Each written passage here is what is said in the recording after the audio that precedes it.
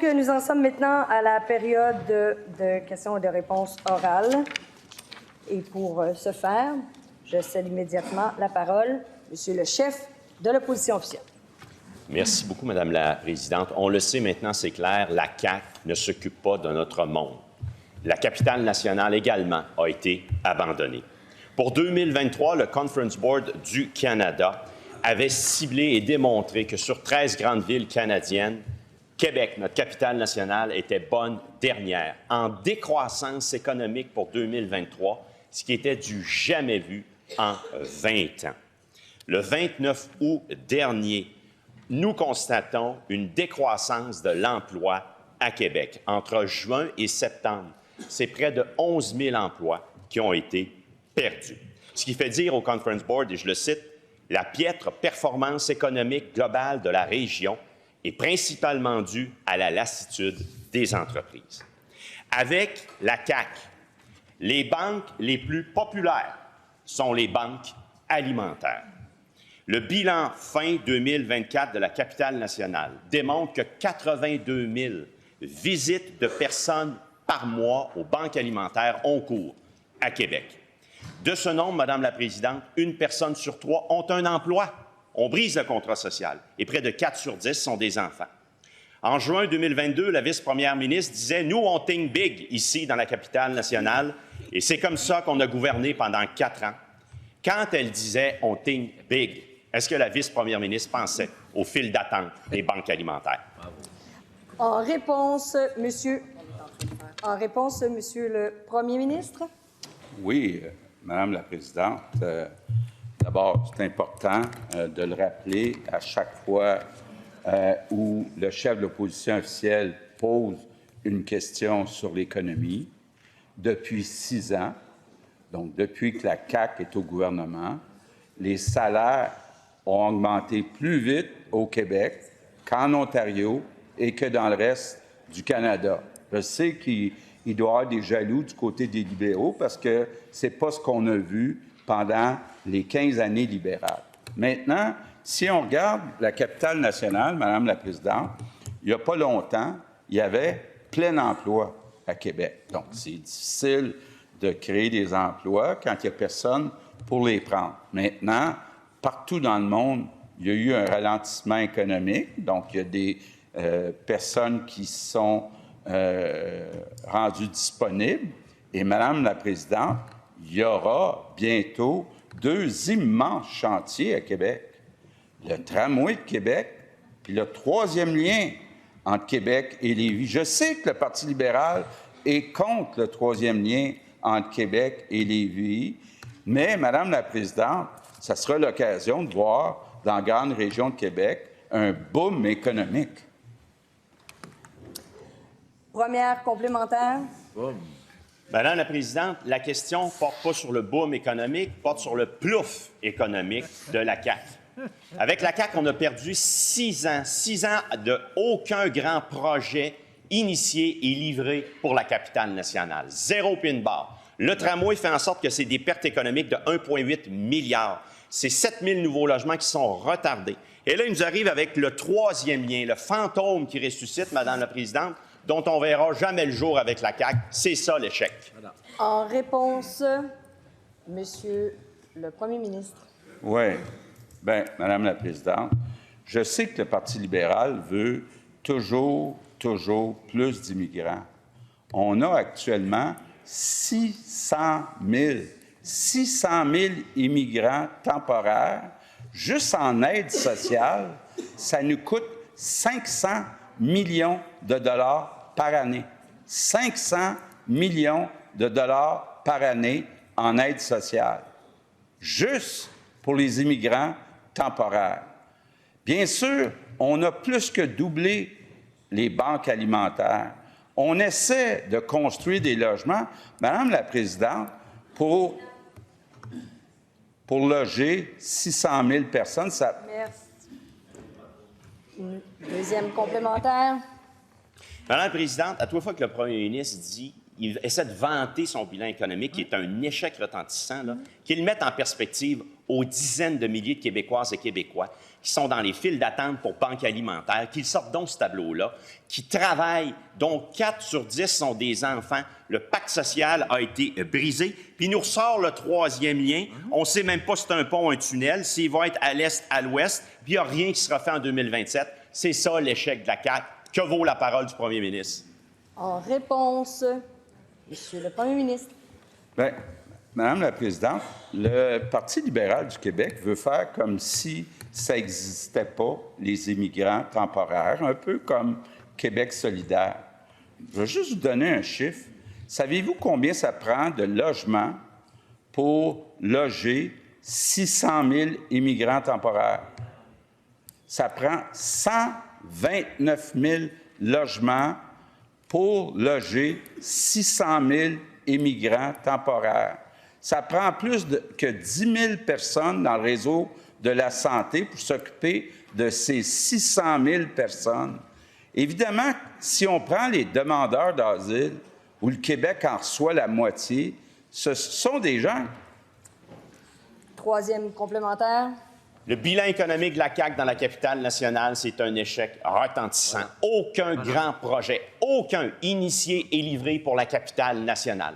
Ce qui faisait dire à une personne, qui est la vice-première ministre en septembre 2023, c'est son bilan, je la cite, « Les gens, ils nous appellent pour dire qu'ils n'ont pas de place en garderie, qu'ils n'ont pas de médecin de famille, que leur école fait dur, puis qu'il manque de place, puis qu'il y a du trafic sur la route, puis que l'épicerie coûte cher. » C'est ça que les gens nous disent. Bien, quelle belle lucidité. C'est ça le bilan de la CAQ pour la capitale nationale. Voilà. En réponse, Monsieur le Premier ministre.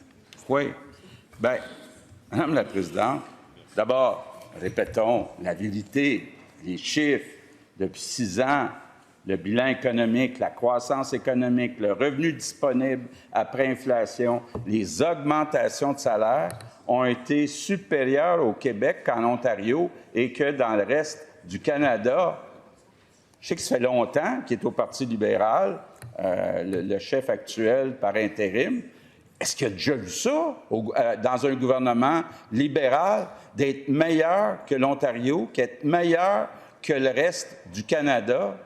Madame la Présidente, évidemment, il y a des enjeux. Il y a des enjeux du côté, entre autres, des écoles. En principal, Madame la députée de Jeanne-Mance-Vigée. Merci, Madame la Présidente. Les PME représentent 97 % de l'économie du Québec. Au Parti libéral du Québec, contrairement à la CAQ, on sait que prendre soin de nos PME est essentiel pour assurer le développement économique du Québec et de nos régions. Malheureusement, le déclin de nombre d'entrepreneurs au Québec est préoccupant. Selon Nathalie Riverain, cofondatrice de l'École d'entrepreneurship de Beauce, on parle d'une perte estimée de 7 200 entreprises par année en moyenne. Les Québécois ont perdu le goût de l'entrepreneuriat et ça, c'est à cause du gouvernement de la CAQ qui est aveuglé par l'idée de gros deals au lieu de s'occuper de nos PME dans nos régions. La situation est grave. Alors que son plan d'entrepreneuriat prend fin en 2025, est-ce que le ministre s'engage à tenir de véritables états généraux pour freiner l'hémorragie au Québec? En réponse, Monsieur le ministre délégué à l'économie. Merci beaucoup, Madame la Présidente. J'apprécie la question de la collègue qui nous permet de mettre au fait la réalité que plus de 92 % de nos interventions, Madame la Présidente, ont touché les entreprises de moins de 200 employés. 42 % de nos interventions ont touché moins de 20, les entreprises avec moins de 20 employés. Donc, on est très présent avec les PME. C'est quelque chose qui nous tient particulièrement à cœur. Alors, nous, on est capable, Madame la Présidente, contrairement au Parti libéral, d'avoir et des grands projets de société porteurs pour le Québec, mais aussi de s'occuper de notre monde. J'ai demandé une étude, Madame la Présidente, à l'intérieur du ministère de l'Économie pour savoir s'il y avait une corrélation avec le fait qu'on était au plein emploi et l'entrepreneurship. Ce qu'on a découvert, Madame la Présidente, c'est que 50 % du fait est causé par le fait qu'on est au plein emploi. Alors, encore une fois, à cause de la forte performance économique du Québec, le plein emploi, c'est une des raisons pour lesquelles les gens se lancent moins en affaires. Mais, Madame la Présidente, on n'arrête pas là. On continue à investir davantage pour aider nos PME à se développer. On a des incubateurs, des accélérateurs qui n'ont jamais vu le jour avec le Parti libéral, qui sont en cours aujourd'hui. Et en ce moment, on surperforme dans ces capacités-là. Première complémentaire. Merci, Madame la Présidente. Le gouvernement, surtout le premier ministre, aime se comparer avec les autres provinces. le Québec s'affiche le plus bas taux d'entreprise par 1000 habitants comparé au reste du Canada. Ça, c'est le bilan de la CAQ. C'est catastrophique. Je viens de vous dire que les gens ont perdu le goût d'entreprendre. Ma question est simple. À quand un plan costaud pour stimuler l'entrepreneuriat au Québec? N'oubliez pas de vous adresser à la présidence. En réponse, Monsieur le ministre. Madame la présidente, c'est riche. C'est riche parce que ça, c'est le parti qui a aboli les CLD, le vecteur premier de développement économique en région, Madame la présidente. Grâce à les actions de notre parti, on a réinvesti en créant Accès Entreprises Québec pour accompagner nos entrepreneurs. Puis, Madame la présidente, pendant que le Parti libéral regarde la quantité d'entreprises qui se créent au Québec, nous, on regarde la qualité des entreprises qui se créent au Québec. La qualité, Madame la présidente, ça va nous permettre de passer au travers les défis auxquels on fait face, que ce soit une montée du protectionnisme dans le monde, que ce soit les défis technologiques avec les changements technologiques qu'on voit. Alors, Madame la présidente, on est en action, on l'a toujours été, puis bien, ça va continuer. Deuxième complémentaire. Là, la présidente est en action, mais qu'est-ce qu'il ne comprend pas, c'est qu'il n'y a aucun résultat. Ces actions ne fonctionnent pas. Alors, avec la CAQ, on recule à des niveaux entrepreneuriaux qui ressemblent à ceux des années 70. Il faut quand même le faire. Sauf qu'on est 3 millions d'habitants de plus. Cherchez le problème, Madame la présidente. Je le répète, les gens ont perdu le goût d'entreprendre. Et ça, c'est à cause de la CAQ. On affiche le plus bas taux d'entreprise par 1000 habitants au Canada. À quand un coup de barre pour redresser la situation? En réponse, Monsieur le ministre. Madame la présidente, il n'y a pas de résultat. On a réduit l'écart avec l'Ontario en termes de productivité. C'est historique, Madame la présidente. On rêvait de ça au Parti libéral pendant des années, puis c'est nous qui l'avons fait. On est au plein d'emploi grâce aux impacts économiques des interventions du gouvernement du Québec. Alors, Madame la présidente, si le Parti libéral était le parti de l'économie, je pense qu'on le saurait. La réalité, c'est que c'est la Coalition Avenir Québec qui est le parti de l'économie désormais. Et on n'a pas de leçon à prendre de gens qui ont coupé dans les régions et qui ont coupé justement envers nos PME. En principal, Monsieur le député de Pontiac. Dernièrement, le ministre de la Santé nous lance toutes sortes de grandes idées sur la place publique pour immédiatement reculer. Comme pour le privé. Il voulait des mini-hôpitaux privés, il voulait plus de cliniques privées, mais hier, il en voulait moins. Il voulait s'en sevrer. Mais bon, il s'est auto-mal cité lui-même, on va lui pardonner, mais il nous dit aujourd'hui qu'il en veut encore, davantage. Comme pour les médecins en région. Il nous disait ce week-end, au Journal de Montréal, qu'il était prêt à abolir le système pour envoyer des médecins en région, mais 24 heures plus tard, ici, il nous dit « Ah non, j'en veux encore ». Comme il laissait entendre il n'y a pas longtemps qu'il voulait, Madame la présidente, retirer le médecin aux gens en santé pour nous dire « Non, non, non, c'est pas ça que je veux faire ». Mais pendant qu'il lance ses ballons d'essai, qu'il réfléchit à voix haute, ses projets n'avancent pas. À Drummondville, à Maria, ils attendent leur projet d'hôpital depuis longtemps. Ils attendent la promesse de la CAQ. Pendant qu'ils tergiversent, on est loin du 90 minutes à l'urgence, les équipes volantes n'arrivent pas, puis un spécialiste dans les délais, ce serait quasiment un miracle. Est-ce que la CAQ peut se ressaisir et offrir une vision claire en santé, s'il vous plaît? En réponse, Monsieur le ministre de la Santé. Madame la présidente, j'ai toujours dit que j'appréciais beaucoup la critique constructive. Alors, j'en ai encore un bel exemple ce matin, puis je remercie le député de Pontiac.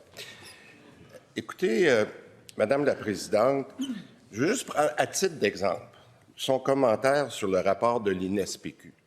Je n'ai jamais dit, pour corriger les faits, là, je n'ai jamais dit que c'était notre idée de retirer à des Québécois leur médecin de famille. Jamais. Jamais. Ce n'est pas parce Madame la présidente, laissez-moi terminer. S'il vous plaît. S'il vous plaît.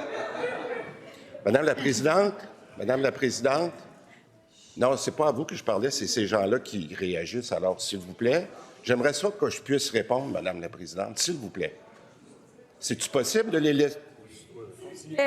Lorsqu'une personne, vous connaissez nos règlements, l'article 32, le décorum, lorsque le ministre a la réponse, il y a seulement lui que je veux entendre. Là, j'entends des rires, des commentaires, s'il vous plaît.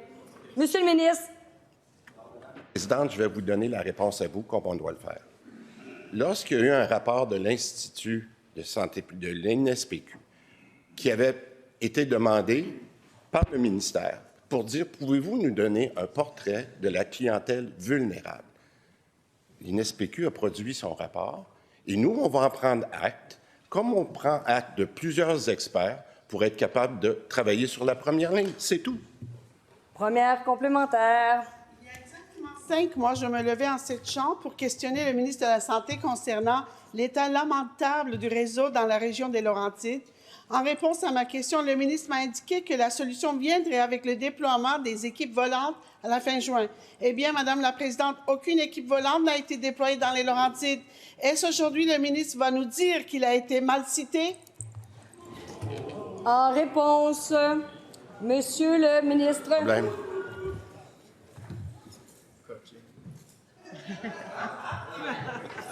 Là, le commentaire, Madame la Présidente, naît de mon côté aussi. Ah, voilà.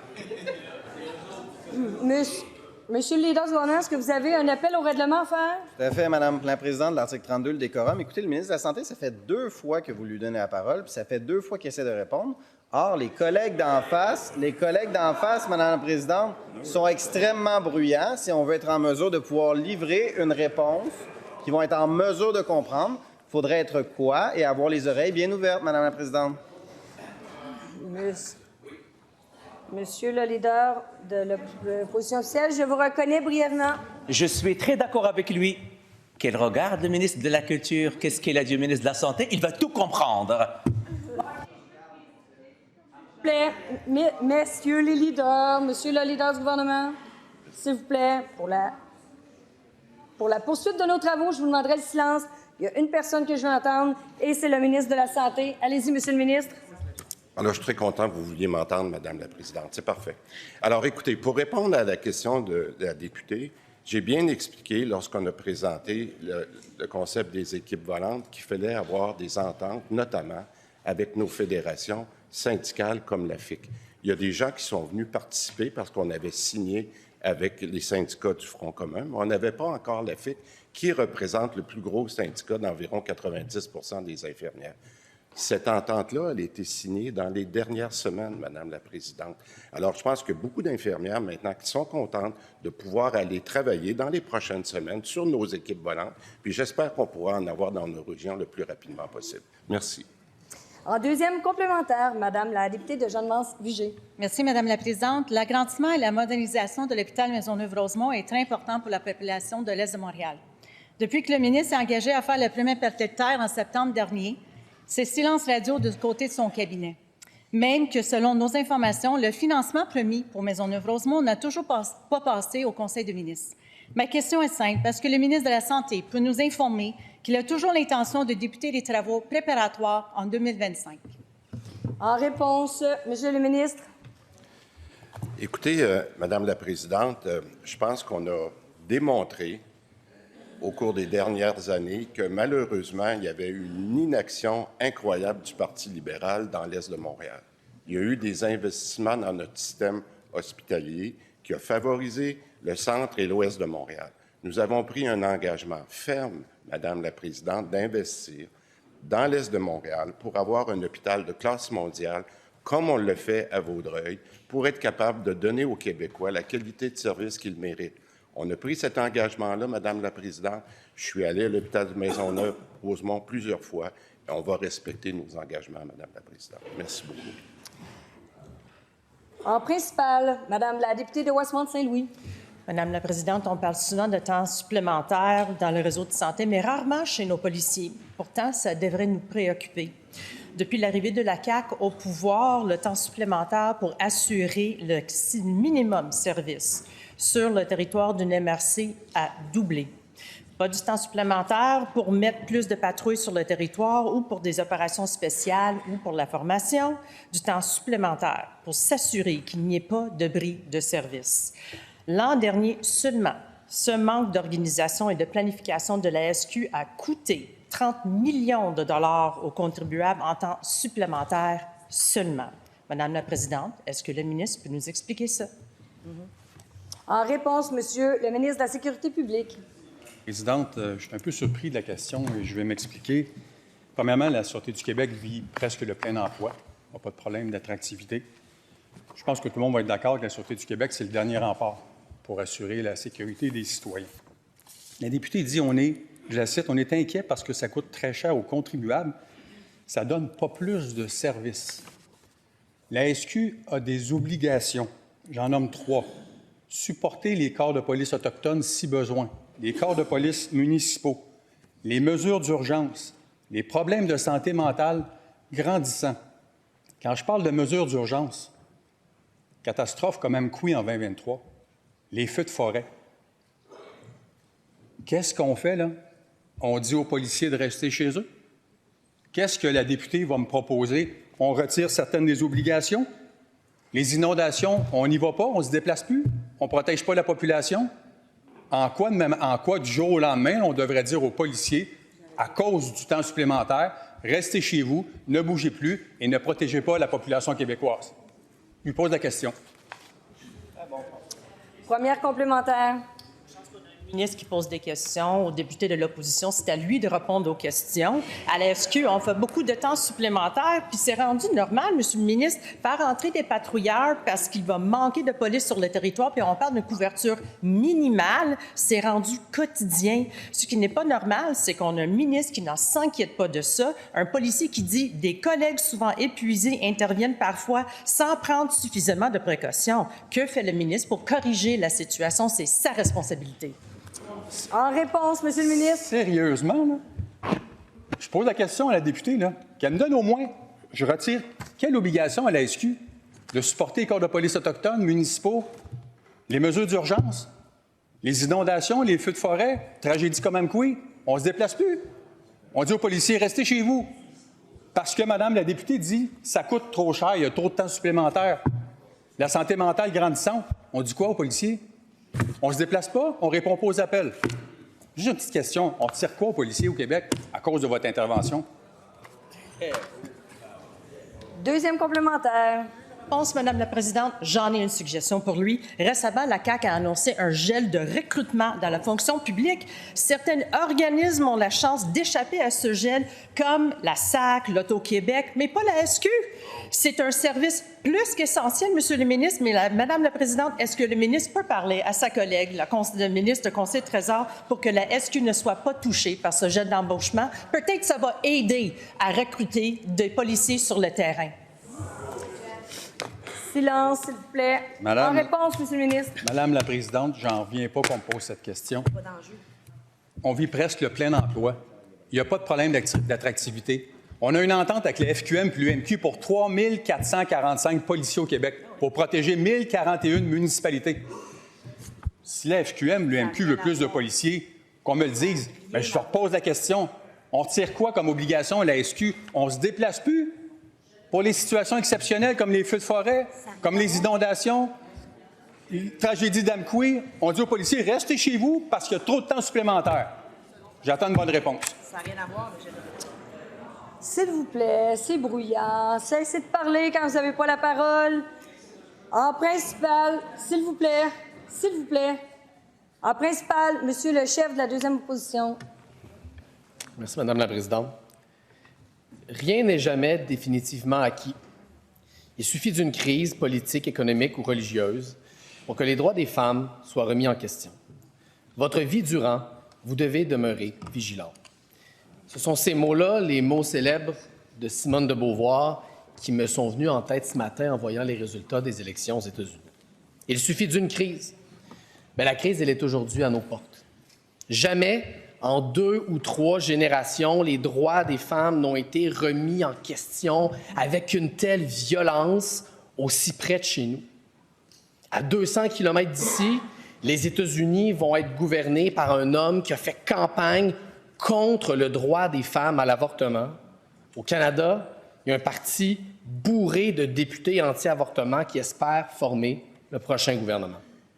Le vent souffle fort et il souffle contre le droit des femmes partout en Amérique du Nord, aux États-Unis, au Canada.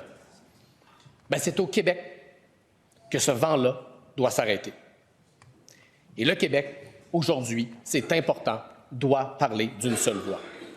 Est-ce que le premier ministre va se lever avec nous ce matin et dire à tous les partis politiques fédéraux que jamais la nation québécoise ne reculera sur le droit des femmes de choisir? En réponse, Monsieur le Premier ministre. Madame la Présidente, effectivement, c'est inquiétant de voir ce qui est arrivé aux États-Unis et que dans certains États, on veuille remettre en question l'avortement, le libre choix des femmes au Québec. Pour moi, c'est une question qui est réglée depuis longtemps au Québec, puis jamais on reviendra là-dessus. Première complémentaire, Madame la députée de Mercier. Madame la Présidente, au Québec, les femmes ont le droit à l'avortement, mais elles n'y ont pas accès facilement. Il y a 1 an, la ministre de la Condition féminine a promis qu'elle allait déposer un plan pour augmenter l'accès à l'avortement des femmes, peu importe où est-ce qu'elles vivent au Québec. Et on attend toujours. Une motion a même été adoptée à l'unanimité en juin dernier pour qu'il y ait un plan. J'aimerais entendre la ministre de la Condition féminine. Est-ce qu'elle s'engage à déposer un plan avant la fin de la présente session? En réponse, Madame la ministre de la Condition féminine. Merci, Madame la Présidente, et merci à la députée pour cette question-là. Elle sait pertinemment bien que dès mon arrivée en fonction, il y a 2 ans, Roe v. Wade avait été renversé aux États-Unis et que j'ai tenu de larges consultations à ce sujet pour voir comment est-ce qu'on pourrait protéger le droit des femmes. Je vous garantis une chose, le droit des femmes au Québec sera protégé sous notre gouvernement. Nous en faisons une priorité. Ces consultations-là ont mené effectivement à des conclusions, c'est-à-dire qu'effectivement, l'accès est un enjeu et que les femmes du Québec veulent un meilleur accès en dehors de Montréal, dans l'ensemble des régions. Ce plan-là est presque prêt et nous allons le déposer dans les plus brefs délais. Deuxième complémentaire. Pour protéger le droit à l'avortement des femmes, encore faut-il qu'elles y aient accès. La ministre a promis que c'est cet automne qu'elle allait déposer le plan. On est rendu en novembre. J'aimerais l'entendre s'engager fermement que cet automne, donc on s'approche de la fin de l'année, qu'elle va déposer le plan et non pas l'année prochaine. En réponse, Madame la ministre. La députée de Mercier a beaucoup plus d'expérience en politique que moi. Dans ma très courte expérience, il y a une chose que j'ai appris, c'est ne jamais s'emmurer dans un calendrier. Le projet est là, le projet est mûr, on est en train de le travailler, de le peaufiner, de l'attacher et il sera déposé en temps et lieu et ce sera définitivement dans les plus brefs délais. Ce n'est pas pour rien qu'on a pris notre temps pour bien l'attacher, ce n'est pas pour rien qu'on a ouvert des consultations tant avec les groupes de femmes, tant avec les spécialistes du droit, avec les spécialistes du domaine de la santé, c'est que nous voulons un plan qui sera bien ficelé et pour l'ensemble des femmes du Québec, et nous allons le déposer dans les plus brefs délais.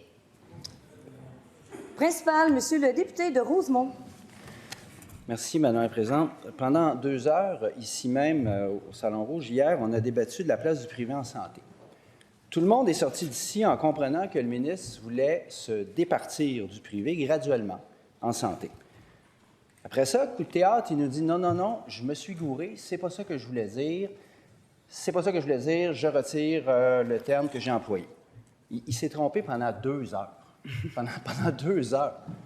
Et la veille aussi, dans plein d'entrevues, il a fait tous les plateaux importants au Québec. Il s'est trompé aussi toute la journée la veille. Le ministre nous a habitués à lancer des ballons d'essai pour voir si ça porte dans l'air. Mais là, de le voir torpiller sa propre montgolfière en si peu de temps, ça, c'est du jamais vu. Alors, ma question, là, j'essaie de comprendre. Qu'est-ce qui s'est passé entre 10 heures hier matin et 2 heures de l'après-midi hier? Qu'est-ce qui s'est bien passé? En réponse, Monsieur le ministre de la Santé. Madame la Présidente, je trouve intéressant, encore une fois, cette critique très constructive de mon collègue de l'opposition. Et j'aimerais répondre à la chose suivante. Au cours des 3 derniers jours, depuis l'annonce de notre intention de faire un projet de loi sur l'obligation de la pratique pour les nouveaux médecins, vous seriez surprise du nombre d'appels que j'ai reçus pour l'appui de ce projet-là. Surprenamment, le nombre de médecins qui m'ont écrit, qui m'ont parlé pour me dire qu'on faisait la bonne chose. Vous savez pourquoi? Parce que c'est 97 des médecins qui vont bénéficier de cette mesure-là. Ça veut dire que les médecins, en ce moment, dans le réseau, la même chose qu'on a faite avec les infirmières, ce qu'ils veulent, c'est qu'on renforce le réseau public pour qu'on soit capable de bien servir les patients. Alors, moi, je suis très content du déroulement des 3 derniers jours, Madame la Présidente. Merci beaucoup. Première complémentaire. Ça, c'est une autre habitude du ministre. Quand il n'aime pas la question et qu'il n'y a pas de réponse, il critique le ton de la question. Mais, une petite nouvelle pour lui, là, on n'est pas dans une assemblée des apôtres de l'amour infini ici. Là. On est à la période des questions et réponses de l'Assemblée nationale. Alors, je lui repose ma question. Puis je pense qu'il y a bien du monde qui se sont grattés à la tête hier en disant « Mais qu'est-ce qui se passe avec le ministre de la Santé? » C'est un bon communicateur, je lui reconnais. Mais là, je me suis trompé pendant 2 heures. Puis la veille, qu'est-ce qui s'est passé hier entre 10 heures et 14 heures? En réponse, Monsieur le ministre.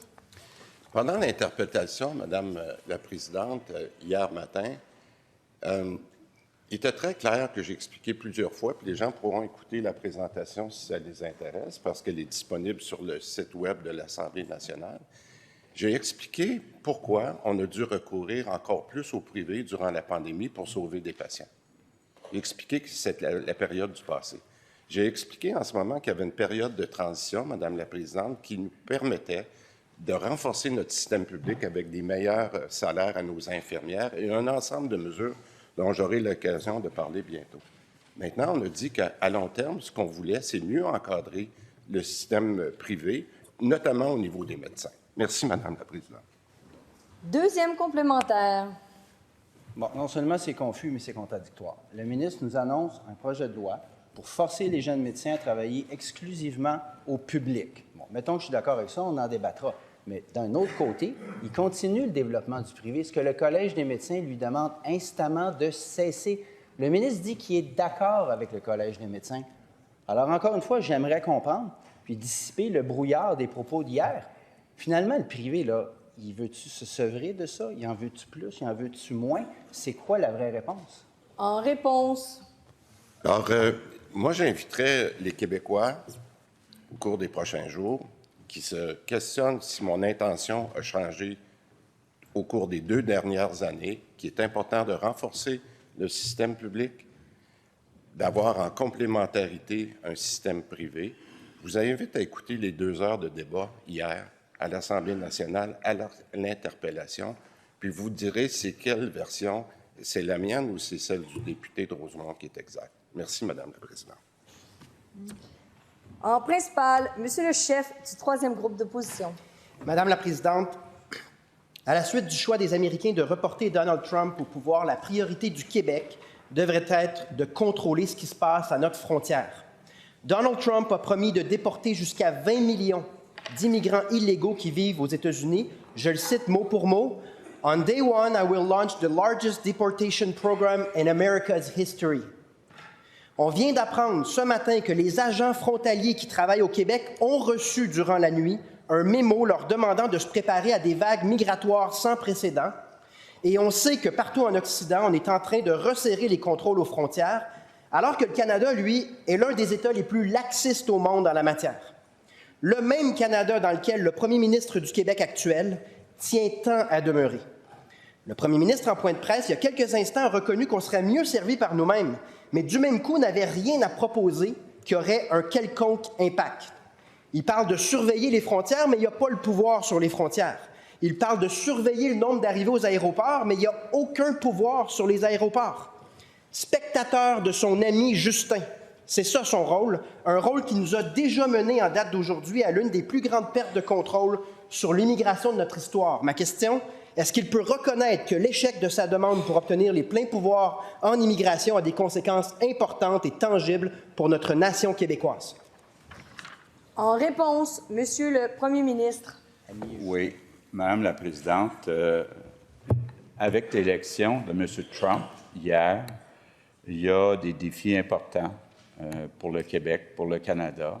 Je pense que le premier défi, c'est de protéger nos emplois, notre économie, parce qu'on sait que 70 de nos exportations vont aux États-Unis et M. Trump s'est engagé à mettre un tarif de 10 Donc, on va travailler avec l'Ontario, avec le fédéral. Déjà, nos délégations aux États-Unis travaillent, mais je pense que la priorité des priorités, c'est l'économie. Concernant l'immigration, on a effectivement déjà puis on est d'accord là-dessus, le chef du Parti québécois et moi, beaucoup trop d'immigrants pour notre capacité d'accueil, pour notre capacité d'intégration. 600 000 immigrants temporaires, c'est beaucoup trop. Bon. Il ne faut pas faire du mur à mur comme le Parti québécois. Le Parti québécois propose de couper 60 des 120 000 étudiants étrangers. Ça ferait très mal aux régions. Très, très mal aux régions. Il ne faut vraiment pas connaître les régions pour faire des propositions comme ça. Par contre, il faut couper de façon importante les demandeurs d'asile, les bas salariés. Et oui, il y a un risque avec l'arrivée de M. Trump. Donc, déjà, mon collègue de la sécurité publique a parlé il y a 2 semaines avec le fédéral. On met en place un groupe de travail. On va s'assurer que le fédéral fasse son travail aux frontières. Première complémentaire. Plus de 600 000 immigrants temporaires, ça, c'est le résultat de l'absence d'influence et l'absence du pouvoir du premier ministre sur Justin Trudeau à Ottawa. En date d'aujourd'hui, les seules mesures susceptibles d'avoir un impact sur une vague migratoire potentielle importante, c'est le renforcement des visas, le renforcement des contrôles et des critères à l'entrée, un traitement accéléré des demandes. Et tout ça, on n'a pas le pouvoir ici à Québec. Est-ce qu'il peut reconnaître que son incapacité à obtenir les pleins pouvoirs en immigration, malgré son mandat fort, a un impact? Monsieur le Premier ministre. Oui. Madame la Présidente, le chef du PQ disait « Vous ne convaincrez pas le fédéral de fermer Roxham. » On les a convaincus. Le chef du PQ disait « Vous ne convaincrez pas le fédéral de remettre en place les visas mexicains. » On a convaincu le fédéral. On est actuellement en train de travailler sur le programme de PMI. Le fédéral s'engage à l'avenir à ce que les personnes parlent français, sont ouverts à réduire de façon très importante. Qu'est-ce que propose le PQ? Tout le monde le sait. Un référendum sur la souveraineté du Québec. C'est la seule mesure dans le livre du PQ. Deuxième complémentaire. Madame la Présidente, qu'est-ce que propose le PQ? La même chose que le premier ministre, obtenir les pleins pouvoirs en immigration. Une question de survie de la nation, ça, c'était en 2022. Si c'était une question de survie de la nation, à l'époque, c'est quoi aujourd'hui? Et quelle est sa solution à part se plaindre lorsque Justin Trudeau n'offrira aucune collaboration, comme c'est le cas depuis 6 ans, avec la résultante de la pire perte de contrôle sur l'immigration de notre histoire? En réponse, Monsieur le Premier ministre. Madame la Présidente, j'ai toujours été constant, quand j'étais au PQ, quand j'étais à la CAQ, à dire il y a un déclin du français, il faut s'en préoccuper. Ce n'est pas le cas du chef du PQ. Le chef du PQ, non, mais il n'aime pas ça, qu'on le cite puis qu'on dise qu'il a changé d'idée sur plein d'affaires, mais il a dit on attache peut-être trop d'importance aux projections statistiques démographiques qui prédisent un avenir sombre aux Français, comme si son déclin était inexorable. Fin de la citation. Ça, c'est du grand chef du PQ. Moi, je suis constant. On va protéger le français. En principal, maintenant, je suis prête à reconnaître un membre du deuxième groupe d'opposition. Juste un instant, je vais vous reconnaître. Monsieur le leader du gouvernement, vous avez un appel au règlement? Certainement. Le chef du troisième groupe d'opposition, à 2 reprises, a prononcé des mots lexiques de son siège. Madame la Présidente, je vous demanderai de le rappeler à l'ordre. Je ne peux pas dire ce qu'il a dit, Madame la Présidente. Monsieur le leader du gouvernement, désolé, je n'ai pas entendu. Je ne peux pas intervenir sur ce que je n'entends pas. Par contre, vous savez que vous n'avez pas à vous interpeller et vous devez garder le silence. Donc, si vous devez garder le silence, on n'est pas supposé d'entendre une autre voix que celle du premier ministre. Alors, en principal, madame, s'il vous plaît, gardez le silence. En principal, madame la députée de Sherbrooke. Je me suis levée souvent ici pour mettre de la pression pour que le gouvernement règle les plaintes en équité salariale des travailleuses du secteur public. Des milliers de femmes qui attendent depuis 2010 ont enfin vu la lumière au bout du tunnel quand des ententes ont été signées il y a presque 1 an. Elles se sont dit « Enfin, je vais être payée au juste salaire et je vais recevoir ce qui m'est dû. » Certaines attendent une rétroactivité de plusieurs milliers de dollars, parfois même 20 000 25 000 $. Le gouvernement s'est engagé à faire le paiement le 31 octobre. mais l'argent n'a pas été versé. Il y a des CIS qui disent qu'ils ont pas reçu les fonds. Il y en a d'autres qui disent que le problème, c'est leur système de paye. Il y en a qui donnent aucune explication. La seule chose qui est claire, c'est qu'il y a des milliers de femmes qui attendent encore l'argent qui leur est dû depuis 2010 et elles ne savent pas quand elles vont le recevoir. Est-ce qu'il y a quelqu'un dans ce gouvernement-là qui est capable de nous dire pourquoi ils n'ont pas respecté leur engagement et quand est-ce que les femmes vont enfin recevoir le salaire qui leur est dû ici au Québec? En réponse, Madame la présidente du Conseil du Trésor. Oui, merci, Madame la présidente. Il y a plusieurs notions dans ce que ma collègue aborde dans sa question. Je pense que c'est important de les aborder également, c'est-à-dire qu'effectivement, la notion d'équité salariale, cette loi que nous nous sommes votée comme Assemblée nationale il y a plusieurs années, est importante pour les femmes, est importante pour cette équité-là, est importante pour le travail de nos femmes. Et c'est pour ça que non seulement de par la loi avec l'équité salariale, mais dans nos conventions collectives qu'on a signées, nos priorités étaient pour des emplois occupés par les femmes, les enseignantes, les infirmières, les préposés aux bénéficiaires. Alors, on a le droit des femmes, l'équilibre financier des femmes à cœur de ce côté-ci du gouvernement. Pour ce qui est de la paye ou du versement des sommes qui sont maintenant conclues, que ce soit par les conventions collectives ou l'équité salariale, ça va se faire, Madame la présidente. Il y a certains délais, mais je veux rassurer tout le monde. Personne ne va perdre un sou. Il y a d'ailleurs, même dans les ententes, des mécanismes de taux d'intérêt de prévus. Alors, personne ne va perdre un sou. Tout le monde va recevoir son argent et tout le monde va être compensé pour les retards quand le cas s'applique. Première complémentaire. Écoutez, là, on est en pleine crise du coût de la vie. Le gouvernement a lui-même proposé de faire le paiement le 31 octobre et il s'était engagé à le faire. Il y a des milliers de femmes qui attendent après cet argent-là depuis des années et là, elles avaient enfin une date de paiement. Elles se sont dit, une entente avec le gouvernement, ça doit être fiable. Elles ont fait leur budget en se basant là-dessus. Et là, l'argent, il n'est pas arrivé le 31 octobre comme il aurait dû arriver. Quand est-ce que les femmes qui travaillent pour l'État vont enfin se faire payer ce qui leur est dû? C'est quoi la date?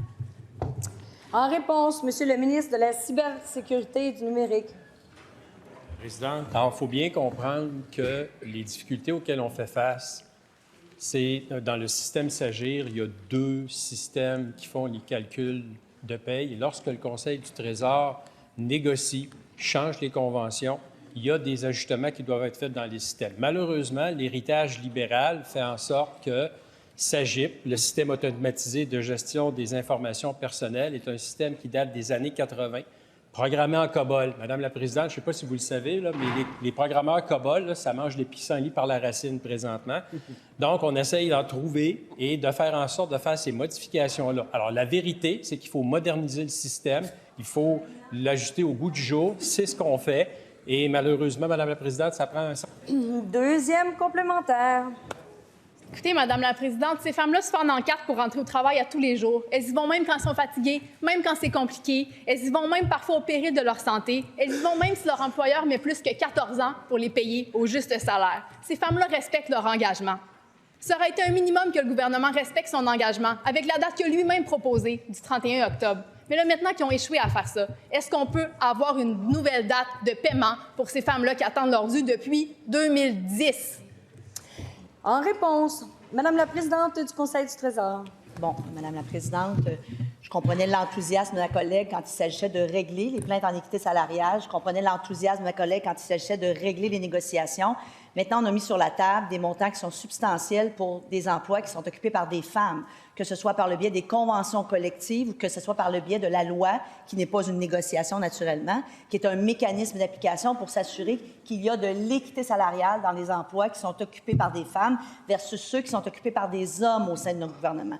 Je réitère que c'est une priorité pour nous et c'est une priorité de traiter équitablement ces travailleuses. Maintenant, ces ententes sont maintenant conclues. Ces sommes sont dues. Elles vont être payées. Il y a au gouvernement des difficultés. Elles seront compensées. En principal, Madame la députée de Mont-Royal-Outremont. Madame la présidente, le gouvernement de la CAQ met à mal notre réseau de cégep et sa capacité d'accomplir pleinement sa mission éducative. Ils font face à des infrastructures en décrépitude, aux restrictions budgétaires imposées en plein été, au plafonnement des heures rémunérées dans chacun des établissements. Et maintenant, au gel du recrutement de personnel administratif. Voilà le portrait de la situation, Madame la présidente, alors que les cégeps accueillent un nombre record d'étudiants. Il est aberrant que les cégeps doivent demander à la présidente du Conseil du Trésor pour des ressources précieuses dont la contribution est fondamentale pour pouvoir rendre des services essentiels à la population étudiante. Madame la présidente, la ministre de l'Enseignement supérieur n'est-elle pas embarrassée de voir l'état de nos cégeps sous sa gouverne? Franchement, la ministre a perdu le contrôle de son ministère. En réponse, Madame la ministre de l'Enseignement supérieur. Merci beaucoup, Madame la présidente. Je suis contente que la députée me pose cette question-là parce que ça fait quand même quelques jours, justement, que je voulais revenir un peu sur tout ça puis faire le point sur les fameux seuils qu'on a établis pour les projets d'infrastructure. Encore une fois, là, je pense qu'en enseignement supérieur, je n'ai pas honte et je suis très fière de pouvoir vous dire qu'on y a investi énormément d'argent, des sommes colossales. D'ailleurs, il y a même des ex-députés de chez vous, de la banquette en face, qui me disent tout le temps une chance que la CAQ a pu investir autant depuis 2018. Alors, on fait notre travail, on investit énormément d'argent, on continue à rénover, à faire des projets d'agrandissement dans nos cégeps. C'est vrai qu'il y a des enjeux, il y a des défis, les coûts de construction explosent. Le contexte économique a été difficile, justement, dans la construction de ces infrastructures, mais je n'ai pas de leçon à me faire donner de la part des libéraux parce que pendant des années, il y a eu très peu d'investissements. On parle d'à peu près de 5 milliards. On a grimpé, nous, à plus de 8 milliards au cours des dernières années. Et on a un PQI qui est extrêmement important. Juste cette année, Madame la présidente, on a une augmentation de 12 % dans les travaux qui concernent le PQI, le maintien d'actifs actuellement. Merci, Madame la présidente. Merci. Donc, cela met fin à la période de questions et de réponses orales.